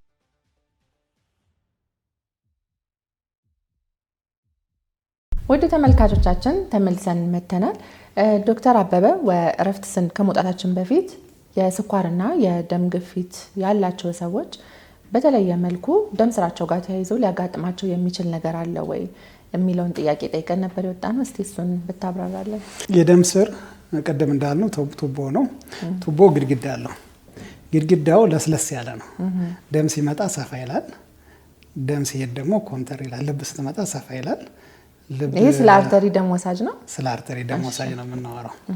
ስለዚህ አሁን ምንድነው እድሜ እየገፋ ሲሄድ ግድግዳው መጠጠር ይጀምራል። ይሄ ግድግዳው መጠጠር ሲጀምር ደም ሲመጣ አልሰፋ ይላል፣ አልጠብ ይላል። ከዛ እየጠጠረ ሄዶ ደግሞ እየጠበበ ሄዶ ሊዘጋው ይችላል። ሊዘጋው ይችላል። እድሜ ሲጨምር ይሄ ይከሰታል። ምንድነው የደም ግድግዳው ሲጠጥር ወይም የአተሮስክለሮሲስ የምንለው አለ። ሲጠጥር እየጠጠረ ትልቋ ደም ቅዳ ላይ ከሆነ እየሰፋ ሊሄድ ይችላል። ይሄ መጠጠሩ ማስፋት ሊሆን ይችላል፣ ማጥበብ ሊሆን ይችላል። በብዛት ማጥበብ ነው እና ይሄ የሚከሰትባቸው የተወሰኑ ቦታዎች አሉ። ይሄ ወደ አእምሮ ደም የሚወስደው ካሮቲድ አርተሪ የሚባለው እሱ ላይ ይከሰታል። ልብ የደም ስር ላይ ኮሮናሪ አርተሪ ላይ ይከሰታል። ወደ እግር የሚወስዱ የደም ስር ላይ ይከሰታል። እነዚህ 3 ቦታዎች ላይ ይከሰታል። ስለዚህ ይሄ ነገር እድሜ እየገፋ ሲሄድ የሚመጣ ቢሆንም ስኳር ያለባቸው ሰዎች ላይ፣ የሚያጨሱ ሰዎች ላይ፣ ደም ግፊት ያለባቸው ሰዎች ላይ፣ ጮማ የበዛባቸው ሰዎች ላይ ቶሎ የመምጣት እድሉ እድሜያቸው ሳይገፋ የመከሰት እድሉ ይጨምራል።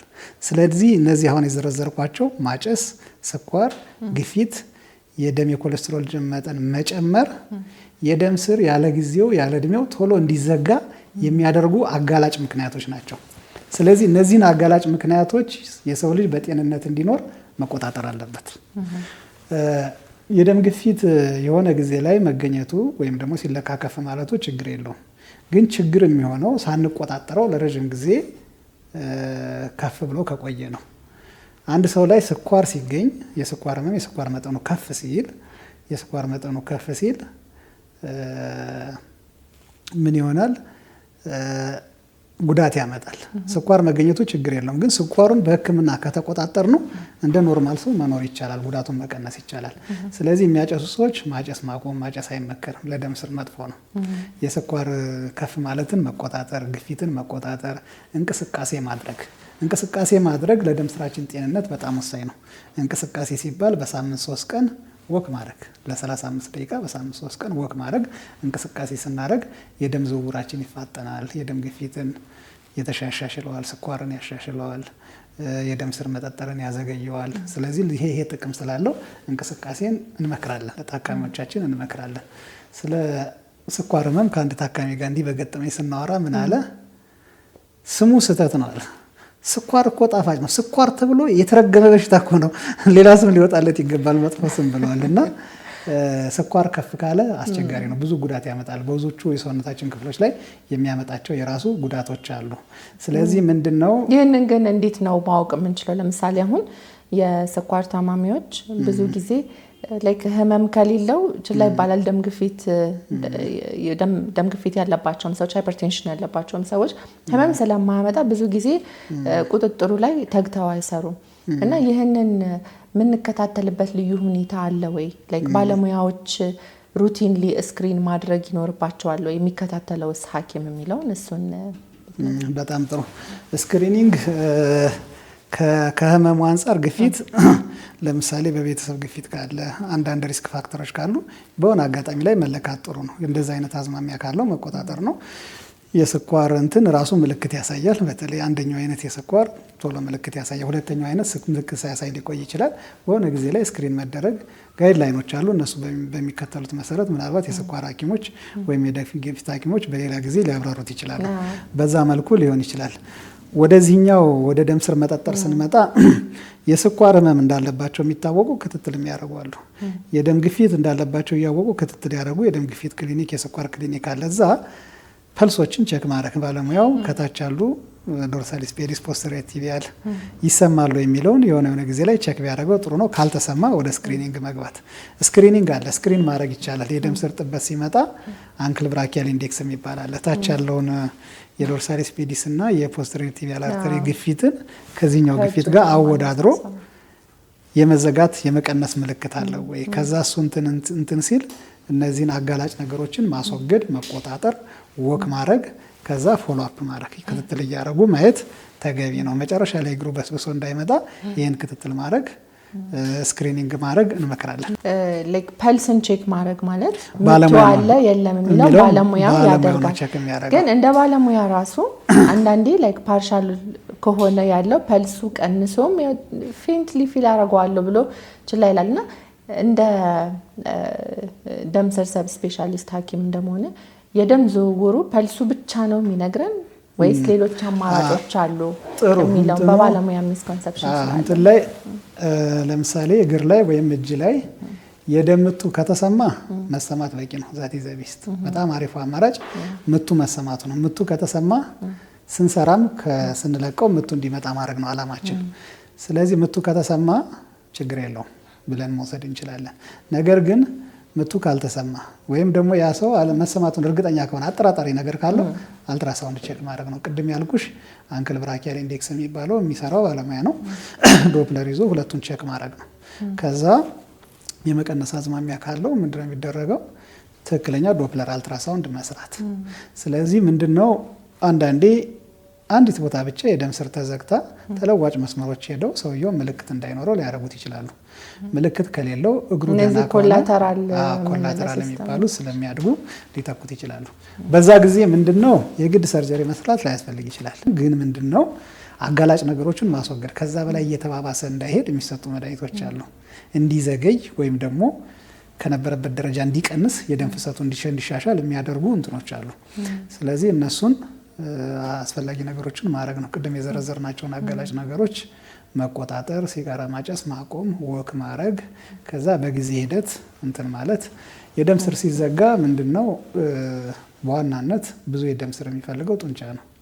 ቁጭ ስንል ወይም ደግሞ ስንተኛ ላይሰማን ይችላል። ግን ያ ሰው በሚራመድበት ጊዜ ጡንቻው ላይ ህመም ይሰማዋል። እንደውም ከዚህ ጋር አያይዘን ምልክቶቹን በደንብ ብትነግረን። ምሳሌ አንድ ሰው ቁጭ ሲል ህመሙ ከጠፋና ሲራመድ በተለይ እዚህ ትልቁ ጡንቻ ላይ ህመም የሚሰማው ከሆነ የተወሰነ ተጉዞ የሚሰማው ከሆነ የዛ ህመም ምክንያቱ ሞስት ላይክሊ በአብዛኛው የደም ስር መዘጋት ነው።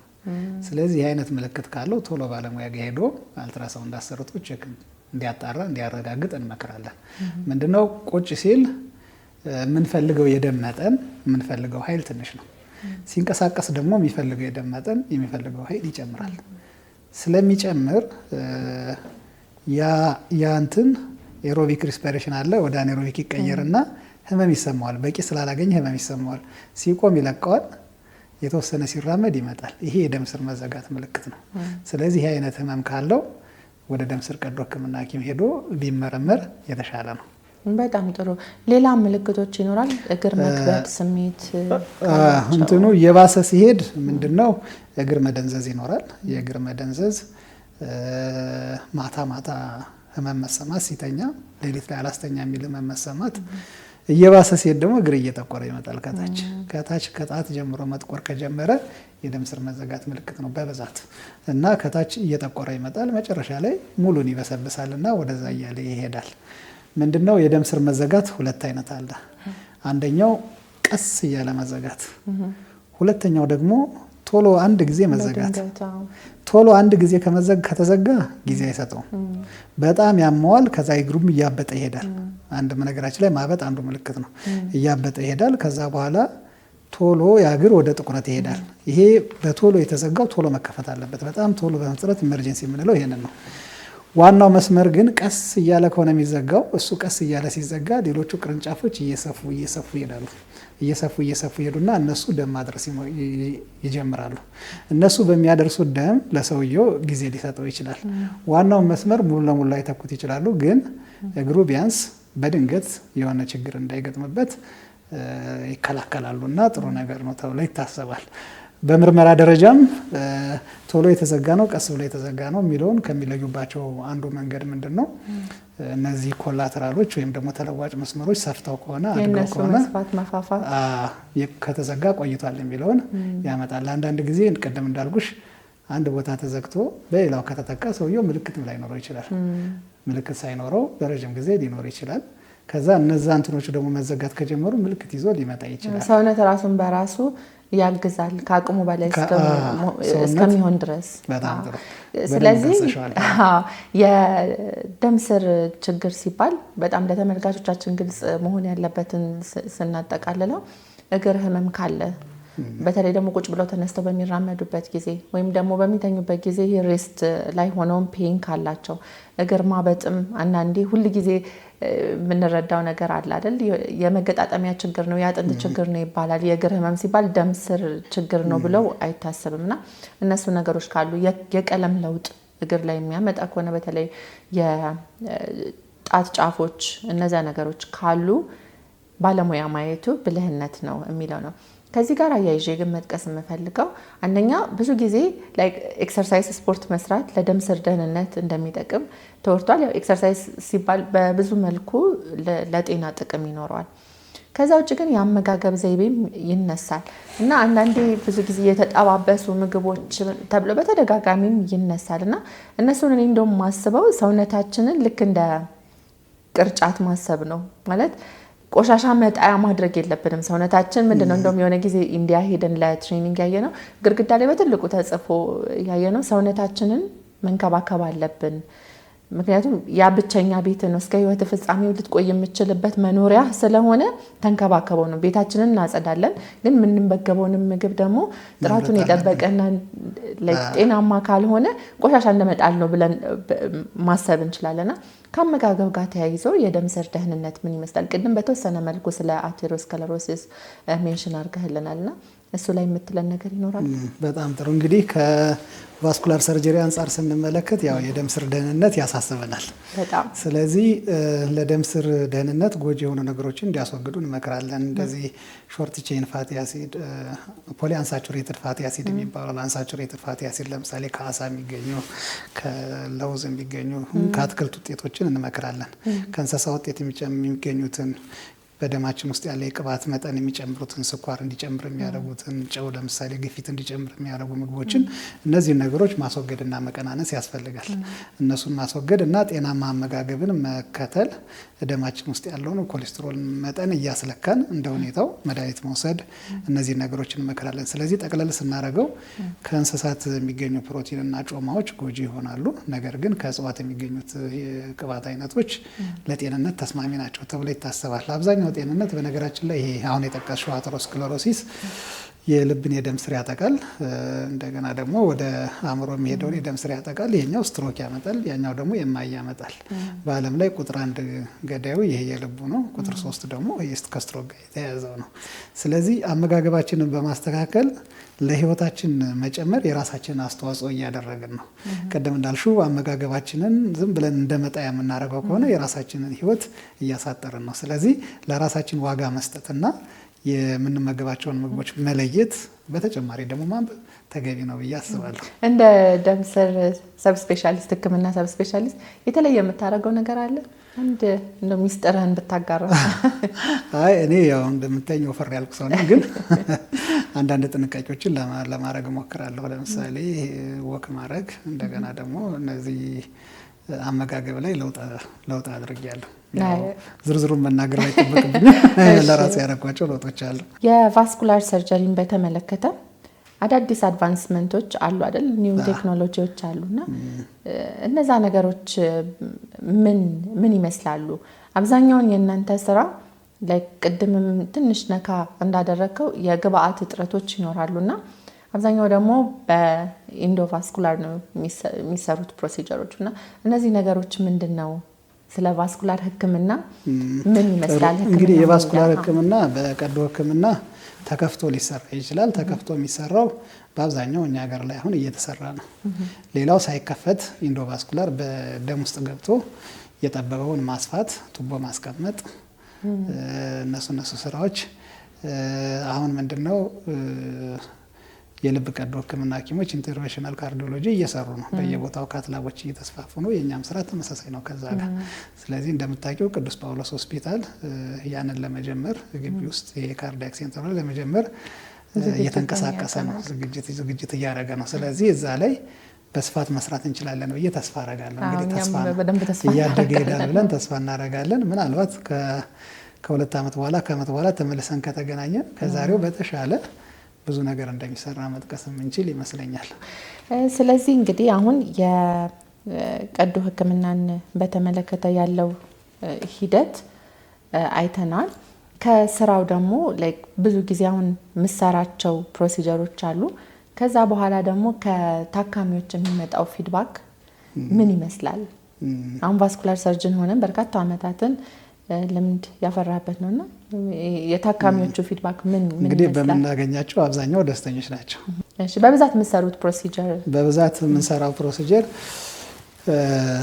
እዚህ ጋር የሚከሰት እጢ ያለ ካሮቲድ ቦዲ ቲዩመር የሚባል እሱን እናወጣለን። እሱ ምናልባት ሌላ ጊዜ ርዕስ ይዘን በጣም ኢንትረስቲንግ ስለሆነ ተመልካቾቻችንን ማወቅ ከፈለጉ አስተያየታቸውን ይልኩልንና እናወራለን። ወደ እግር የሚሄደው የደም ስር ይዘጋል። እሱን የተለያዩ የረጋ ደም ሲሆን እናወጣለን። የተዘጋው መስመር ደግሞ ተለዋጭ መስመር እንሰራለን። ይሄ የደም መላሹ ሲሰንፍ ቫሪኮስ ቬን የሚባለው ለሱ እንደ ሁኔታው የተለያዩ አይነት ሰርጀሪዎችን እንሰራለን። ሌላው ደግሞ በጥይትም በስለት አደጋም አደጋ እየደረሰባቸው በመኪና አደጋም የተለያየ ቦታ የደም ስራቸው እየተቆረጡ የሚመጡ አሉ። እነሱን እንሰራለን። እንደገና ቅድም እንዳነሳ ነው ለሄሞዲያሊሲስ ለዲያሊሲስ የሚሆኑ መስመሮችን እና ተያያዥ ጉዳዮችን እንሰራለን። በዋናነት እነዚህን እንሰራለን። ብዙ ጊዜ እንግዲህ ተመልካቾቻችንን ብዙ እናቶች ብዙ ሴቶች ይኖራሉና እርግዝናና የደም ስር ችግሮች በተለይ ከእርግዝና ጋር ተያይዞ የሚመጡ ቫሪኮስ ቬን ይኖራል። በዚህ አጋጣሚ ተመልካቾቻችን ዶክተር አበበን ስለ ቫስኩላር ስለ ደም ስር ቀዶ ሕክምና በጣም ሰፊ ነው፣ ግን ሁሉንም ነካ ያደረግንበት ምክንያት አጠቃላይ ግንዛቤ እንዲኖራችሁና በቀጣይ ደግሞ ጥያቄ ካላችሁ ባለሙያ ጋብዘንላችሁ ያንን ደግሞ እያንዳንዱን በዝርዝር የምንሄድበት ይሆናልና ወደ ጥያቄ ስመለስ እርግዝናና የደም ስር ችግሮች ምን ይመስላሉ? እንግዲህ ከደም ስር ችግሮች አንዱ የመላሹ ደም ስር መስነፍ ወይም ደግሞ ቫሪኮስ ቬን ነው እና ምንድነው ይሄ ቫሪኮስ ቬን ደም ከታች የሚመልሰው 3 አይነት አለ። በጡንቻ ውስጥ የሚሄደው አለ፣ በቆዳ ስር የሚሄድ አለ፣ ሁለቱን የሚያገናኝ ደግሞ አለ። ስለዚህ ወደ ላይ መውሰድ ሲገባው ወደ ታች ሲመልስ የደም መላሹ ስንፈት ወይም ደግሞ ቫሪኮስ ቬን ይባላል። ከዛ የደም ቱቦ እየሰፋ ይሄዳል። እየሰፋ ሲሄድ ደም እዛ ጋር ይጠራቀማል። ሲጠራቀም ደም ውስጥ ያሉ ነጭ ደም ሴሎች ወደ ውጭ ይወጣሉ፣ ቆዳውን ያጠቁራሉ። መቁሰልም ሊያመጣ ይችላል እየባሰ ሲሄድና ይሄ ነገር ምንድነው ብዙ ሰው ላይ ይከሰታል። በነገራችን ላይ ያው የጎላ አብዛኛው ላይ ችግር ስለማያመጣ ሰው ችሎት ይኖራል እንጂ እስከ 30% ድረስ ህዝቡ ይኖረዋል ተብሎ ነው የሚታሰበው በተለያየ ደረጃ ላይ እንጂ እና ስለዚህ ምንድነው እርግዝና ላይ በሆርሞኑ ኢፌክት ይሄ ነገር እየባሰ ይሄዳል፣ ይሰፋል። እየባሰ ይሄድና ግን ከወለዱ በኋላ ወደ ነበረበት የመመለስ አዝማሚያ ይኖረዋል። ይሄ የደም ስር ስንፈት አንዴ ከተከሰተ ብዙ ጊዜ እየባሰ ነው እንጂ የሚሄደው እየቀነሰ አይሄድም። በእርግዝና ጊዜ የተከሰተው ግን በራሱ ጊዜ ይመለሳል። ስለዚህ እስኪወልዱ ድረስ በራሱ ጊዜ ይመለሳል። ከእርግዝና በኋላ በራሱ ጊዜ የመቀነስ አዝማሚያ ያለው። ስለዚህ ምንድነው በእርግዝና ጊዜ ሲከሰት የኮምፕሬሽን ስቶኪንግ የሚጠለቀውን እሱን እያደረጉ እስኪወልዱ ድረስ እንዲቆዩ እናደርጋለን። ከዛ ከወለዱ በኋላ የተወሰነ ጊዜ እንከታተላቸዋለን። እየቀነሰ ከሄደ ይቀንሳል፣ እየቀነሰ ካልሄደ ደግሞ አስፈላጊው ማስተካከያ ይደረጋል። እንግዲህ እርጉዝ እናቶች ይህንን ሲሰሙ ለቂ ነገር በዘላቂነት በጣም በመቀጠል እስከ መቅሰል ደረጃ ያደርሰናል ብላችሁ ስጋት ውስጥ አትግቡ። በተወሰነ መልኩ የመቀነስና የመመለስ ባህሪ ያለው ብለውናል ዶክተር አበበ። ስለ አሁን የነበረን አጠቃላይ ሁኔታ ስናጠቃልለው የደም ስር ሕክምና እኛ እንደምናስበው ቀላል ያልሆነ ግን ለህይወታችን አስፈላጊ መሆኑን ከዛም በተጨማሪ ደግሞ ኤቪ ፊስቱላ በተለይ ደግሞ የኩላሊት ድክመት ያላቸው ሰዎች ደግሞ ኤቪ ፊስቱላ ሊሰራላቸው በሚልበት ሂደት ውስጥ ምን መጠየቅ እንዳለባቸው ምንስ መጠበቅ እንዳለባቸው ኤቪ ፊስቱላ ማለት ምን እንደሆነ እንደተገነዘቡ ከዛም በተጨማሪ ደግሞ ስኳር፣ ደም ግፊትና ሌሎች ችግር ያለባቸው ሰዎች ደግሞ የደም ስር ደህንነታቸውን መጠበቅ እንዳለባቸው የእግራቸው ሁኔታ ኤኒ ቅድም ምልክቶቹ ምንድናቸው የሚለውን ደግሞ ተወያይተንበታል። እነዛ ምልክቶች ደግሞ ካዩ ደግሞ በፍጥነት ወደ ባለሙያ በመቅረብ ደግሞ እልባት እንዲያገኙበትና ሌሎችም በጣም ብዙ ጠቃሚ የሆኑ ትርፋማ የሆኑ ርዕሰ ጉዳዮችን አንስተን አውርተንባቸዋል። ውድ ተመልካቾቻችን ከዶክተር አበበ ጋር ያለን ቆይታ አላበቃም። ካፍታ ቆይታ በኋላ ተመልሰን እንመጣለን።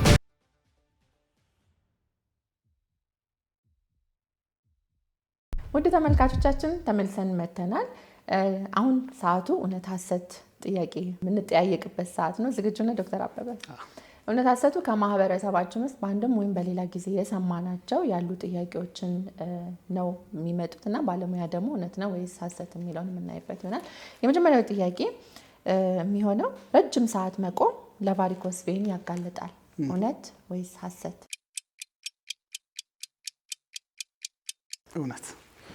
አሁን ምንድነው ይሄ ደም መላሹ በቆዳ ስር የሚወጣው ደም መላሽ በምንቆምበት ጊዜ ደሙ ወደ ላይ ጫናው ይጨምራል። በነገራችን ላይ መቆምም መቀመጥም ያባበሰዋል፣ መንቀሳቀስ ደግሞ ያሻሽለዋል። በጣም ጥሩ። ስለዚህ ለዚህ ላይ የተጋለጡ እንደ መምህር በእኛ አይነት የስራ ሙያ ላይ የተሰማራ ሰርጅን ለዚህ እንደዚህ አይነት ነገሮች ሊያጋጥሙ ይችላሉ ነው።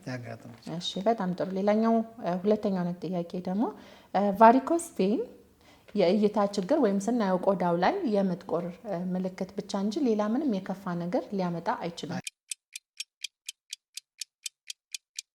ሀሰት ሊያመጣ ይችላል። በውስጥ የሚከሰት ደም ምንድነው? መሽከርከር አለበት። ካልተሽከረከረና አንድ ቦታ ከቆየ ይረጋል። ከረጋ ደግሞ እንደ ደረጃው የሚያመጣቸው ጉዳቶች አሉ። ስለዚህ የደም ስራው መሽከርከር ነው። ቫሪኮስ ሲሆን የደም ስሩ ሰፍቶ ደሙ እዛ ጋ የመቆየት አጋጣሚ ያገኛል። ሲቆይ የመርጋት አዝማሚያ ይኖረዋል። ከቆዳ ስር ላይ ያለው ላይ ሲረጋ በእርግጥ በብዛት በቀላሉ የሚታከም ነው። ወደ ውስጠኛው የደም ስር ከተዛመተ ግን ወደዛ እየሰፋ ከሄደ ችግር ይፈጥራል። የቆዳ መቁሰልም ያመጣል፣ መድማት ያመጣል። ሌላኛው እውነት ሐሰት ጥያቄ የእግር ጋንግሪን ወይም መጥቆር ለማስወገድ ሁሌም ድንገተኛ ቀዶ ሕክምና ወዲያው መሰራት ይኖርበታል። እውነት ወይስ ሐሰት? አሁን እንዳረዳዱ ነው። አንደኛ የጠቆረ እግር ሁሉ ጋንግሪን አይደለም። ጋንግሪን የሚለው ቃል ግዝፍ ተደርጎ እንዲረዳ የተደረገው ነገር አለ። እንደዛ የታረዳድ አለ። የጠቆረ ነገር ሁሉ ጋንግሪን አይደለም። አንደኛ ጋንግሪን ማለት መሞት ማለት ነው። ጋንግሪን ሆነ እግሩ ሲባል ሞቷል ማለት ነው። ሰው ያው ኖሮ ከሆነ እድሜ በኋላ ይሞታል፣ እግርም ይሞታል፣ ሌላም ይሞታል። የሚሞተው በምን ምክንያት ነው? ደም ባለመድረስ ምክንያት ሲሞት ጋንግሪን እንለዋለን። ስለዚህ ሁለት አይነት አለ፣ ደረቅ አለ፣ እርጥብ አለ። እርጥቡ ማለት መርዛማ የሆኑ ባክቴሪያዎችን ይዟል። እነሱ ለህይወት አደጋ ያደርሳሉ ማለት ነው። እሱ ቶሎ መወገድ አለበት። ደረቅ ከሆነ ግን ሌሎችን ለማየት ጊዜ ይሰጣል። ያመጣውን ነገር ለመገምገም፣ የሚስተካከሉ ነገሮችን ለማየት፣ ኢንቨስቲጌት ለማድረግ የሚሰጣቸው ጊዜ አሉ። ስለዚህ ሁል ጊዜ የሆነች ቦታ ጥቁር ነገር ስላየን መደንገጥ የለብንም። ቆዳም ሊጠቁር ይችላል። ነገር ግን ፈሳሽ ካለው ተያያዥ ፈሳሽ ካለው ቶሎ መወገድ ይኖርበታል። ደረቅ ከሆነ ግን ያን ያህል የሚያስቸኩል ነገር ላይኖረው ይችላል። ሌላኛው እውነት ሐሰት ጥያቄ ደም ማፍሰስ በተለያዩ አይነት ዘመናዊ ሕክምና ባልሆነ መልኩ እዛ አካባቢ ላይ ያለው ችግር ለማስወገድ ደምን ማፍሰስ ለብዙ በሽታዎች መድኃኒት ነው ተብሎ ይታመናል። ይህ እውነት ነው ወይስ ሐሰት? አሁን ባለኝ መረጃ ሕክምና አይሆንም ባይ ነኝ። ምክንያቱም ምንድነው? ደም ፈሳሽ ነው። በደም ስር ውስጥ ይዘዋወራል እንጂ የሆነ ቦታ የሚቀመጥ አይደለም። ከአንድ ቦታ ብናፈሰም ዞሮ ሌላኛው ይመጣል። አንድ እሱ ነው። ሁለተኛ ነገር ደም በምናፈስበት ሰዓት ብዙ ደም ከፈሰሰ ህይወትን ማጣት ይኖራል። ስለዚህ ደም ስናፈስ በሆነ መልኩ የደም ስሩን እያቋረጥ ነው። ያንን ስናቋርጠው ደም በጣም ከፈሰሰ ወደ ውጭ፣ አንዳንዴ ደግሞ አናቀውም። ደም መፍሰስ የማይቆምላቸው ሰዎች ሊኖሩ ይችላሉ። የደም የመረጋት ደረጃውን ላናቀው እንችላለን። ያንን ባላጣራንበት ሁኔታ ደም ብናፈስ ያ ሰው ምናልባት ደም ይፈሰው ህይወቱንም እስከ ማጣት ሊደርስ ይችላል። እንደገና ደግሞ ሰውነታችን ውስጥ ያለው ደሙ በራሱ መወገድ የለበትም። ደም አስፈላጊ ነው ለሰው ልጅ ለመኖር እና ስለዚህ የተወሰነውን ደም ብናወጣውም ሌላው ደም አለ። ኖርማሊ ስንመለከተው በደም ቅዳ ውስጥ ያለ ደም ቀይ ነው፣ ተጣርቶ ስለሚመጣ። በደም መልስ ውስጥ ያለ ደም ጥቁር ነው፣ ቆሻሻ ነገሮችን ስለሚመለስ ጥቁር ነው። ያ ጥቁር ደም ሳምባ ጋር ደርሶ ተጣርቶ ይመጣል እንጂ ወደ ውጭ ብናፈሰው የሚሰጠው ጥቅም በሳይንስ የተረጋገጠ እስካሁን ማቀው የለም። እሺ፣ አመሰግናለሁ። ሌላኛው እውነት ሐሰት የእግር ህመም ካለ አብዛኛውን ጊዜ የአጥንትና የነርቭ ችግር ነው። ላይሆንም ይችላል። እንግዲህ የእግር ህመም ሲኖር ምክንያቱ የነርቭ ሊሆን ይችላል፣ የደም ስር መዘጋት ሊሆን ይችላል፣ የደም መላሽ ስንፈት ሊሆን ይችላል፣ የመገጣጠሚያ ችግር ሊሆን ይችላል፣ የጡንቻ ችግር ሊሆን ይችላል፣ የጅማት ችግር ሊሆን ይችላል፣ የመገጣጠሚያ ችግር ሊሆን ይችላል። እነዚህ ሁሉም ነገሮች አሉ። መነሻው የጡንቻ ህመም ሊሆን ይችላል፣ የአጥንት ሊሆን ይችላል፣ የመገጣጠሚያ ሊሆን ይችላል፣ የነርቭ ሊሆን ይችላል፣ የደም ስር ሊሆን ይችላል። ስለዚህ እንደ ምልክቱ የማንኛው ችግር ነው የሚለውን መለየት ያስፈልጋል። ብዙ ጊዜ አንድ ባለሙያ ጋር ሲቀርቡ ካለው ምልክት አንጻር አንዳንድ ምርመራዎችን ሰርቶ ወደዚህኛው ያመዝናል የሚለውን ይወስናል ባለሙያው። እና አንድ ሰው ህመም ሲሰማው የሚጠበቀው የተሰማውን ህመም መነሻው ይሄ ነው ብሎ ደምድሞ ከመቀመጥ አንድ ባለሙያ ጋር ቀርቦ ምን እንደሆነ መለየት አስፈላጊ ነው። በጣም ጥሩ ዶክተር አበበ፣ በጣም ቆንጆና ጥሩ ቆይታ ነበረን። እጅግ በጣም ነው የማመሰግነው እዚህ ስቱዲያችን ድረስ ስለተገኘህልን። እንግዲህ ወደ መጨረሻውና ወደ ማገባደጃው ደርሰናል። አጠቃላይ መልእክት ለተመልካቾቻችን በነበረን ቆይታ ወይም ማስተላለፍ የምትፈልገው መልእክት ካለ እድሉን ልስጥ። ማስተላለፍ የምፈልገው መልእክት እንግዲህ ማህበረሰባችን በአሁኑ ጊዜ የደም ስር ቀዶ ሕክምና በሀገራችን እየተስፋፋ እንደሆነ እንዲረዱልን እንጠይቃለን። አንዳንድ ችግሮች ሲኖሩ የእግር ህመም፣ ሌሎች ተያያዦች ነገሮች ሲኖሩ ባለሙያ ጋር መቅረብ፣ ባለሙያ ይሄ የደም ስር ችግር ሊሆን ይችላል ብሎ ሲጠቁማቸው ቶሎ ብለው የደም ስር ቀዶ ሕክምና እንዲያቸው ማድረግ ተገቢ ነው ብዬ አስባለሁ። ተጨማሪ መረጃዎችን እንግዲህ የምንሰጥባቸው ቻናሎችን እናመቻቻለን ብዬ አስባለሁ። ዶክተር አበበን የት ያገኙት? እኔ በቅዱስ ጳውሎስ ሆስፒታል እሰራለሁ። ከዛ በተጨማሪ ደግሞ በትርፍ ጊዜ በመቅረዝ ሆስፒታል ካዛንቺስ ከባምቢስ ፊት ለፊት ባለው የመቅረዝ ሆስፒታል በመጀመሪያው ቅርንጫፍ እዛ አገኛለሁ። ከሰዓት ማክሰኞ፣ ሮብና አርብ። እሺ፣ በጣም ነው የምናመሰግነው። ውድ ተመልካቾቻችን ከዶክተር አበበ ጋር የነበረን ቆይታ ይህንን ይመስላል። አቅራቢያችሁን የዶክተር ሀናን አለባቸው ነኝ፣ የጡትና ኢንዶክራይን ቀዶ ሕክምና ሰብ ስፔሻሊስት። እስከሚቀጥለው ሳምንት ወሰላሙ አለይኩም ወራህመቱላሂ ወበረካቱ።